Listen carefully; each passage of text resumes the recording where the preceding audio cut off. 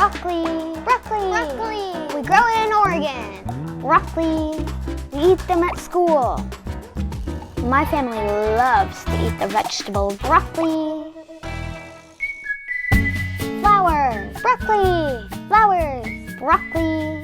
My name is Kate and I like flowers and I love broccoli. Mom says a broccoli head is made up of hundreds of tiny flower buds. Flowers I can eat. Sometime me and my sister imagine we're playing on a farmer's field of broccoli flower buds. It's amazing.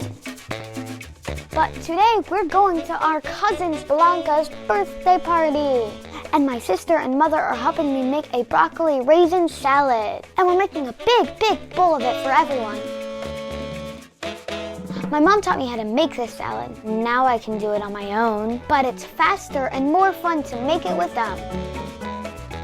We make our broccoli salad with things I really like to eat. Raisins, sunflower seeds, chopped red onion, and yummy bacon pieces. 6 cups of chopped green broccoli, please. Mix. It makes me laugh seeing a whole bowl of flowers I can eat, like this bowl of broccoli.